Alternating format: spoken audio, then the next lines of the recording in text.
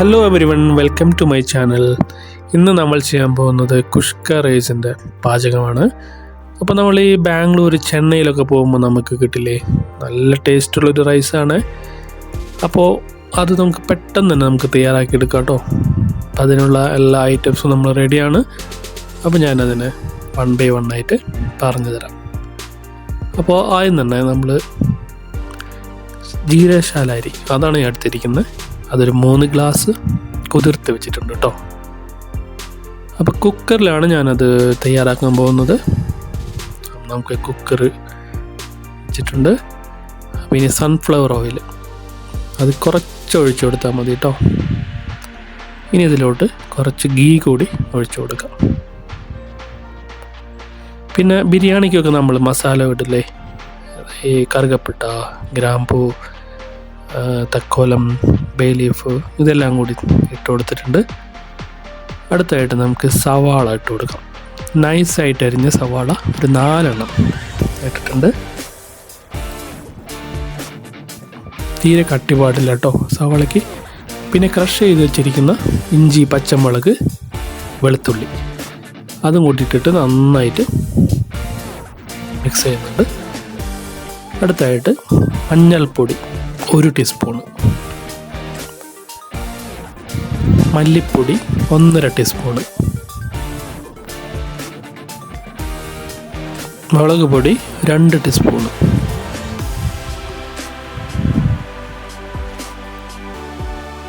Garam masala 1 teaspoon.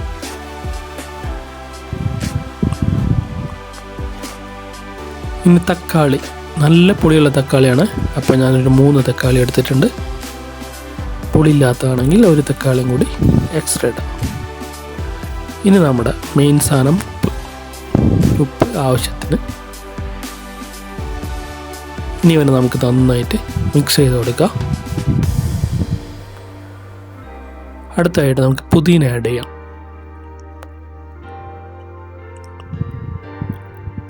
ഇനി ഒരു സാധനം കൂടി ബാക്കിയുണ്ട്, മല്ലിച്ചപ്പ്.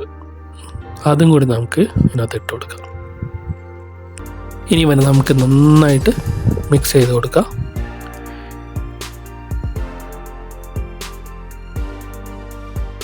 തൈര് കൂടി ഞാൻ ഇതിനകത്ത് ആഡ് ചെയ്തിട്ടുണ്ട്.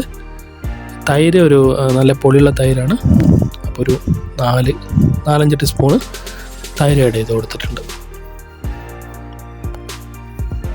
ഇനി നമ്മൾ വെള്ളം ചേർക്കാൻ പോവാണ്. 3 ഗ്ലാസ് ജീരകശാല റൈസാണ് എടുത്തിരിക്കുന്നത്. അതിലേക്ക് 5 ഗ്ലാസ് വെള്ളം ആഡ് ചെയ്ത് കൊടുത്തിട്ടുണ്ട് കേട്ടോ. നമ്മളിതിനെ വറ്റിച്ചാണ് വെക്കുന്നത്, അപ്പോൾ അത് കറക്റ്റായിട്ട് ശ്രദ്ധിക്കുക. ഇനി ചെറുനാരങ്ങ നീര് ജസ്റ്റ് ഒന്ന് മിക്സ് ഒട്ടി പിടിക്കാതിരിക്കാൻ വേണ്ടിയിട്ട്. ഇനി ഉപ്പ് ലേശം കുറവാണ്, അപ്പോൾ നമ്മൾ ഉപ്പ് ശ്രദ്ധിച്ചിട്ട് ആവശ്യത്തിന് ചേർക്കാം.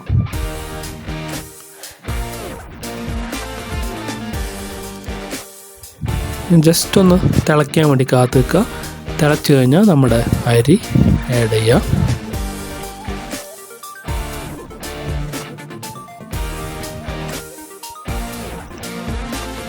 ഓക്കെ, ഇനി നമുക്ക് കുറച്ച് നേരം ജസ്റ്റ് ഒന്ന് തിളയ്ക്കുന്ന വരെ ഇവനെ വെയിറ്റ് ചെയ്യാം.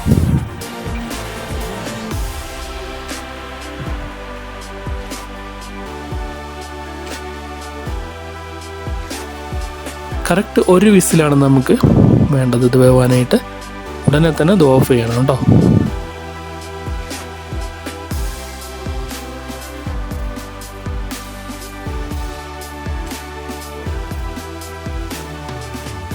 അപ്പോൾ നമ്മളെ കുഷ്ക റൈസ് റെഡി ആയിട്ടുണ്ട്.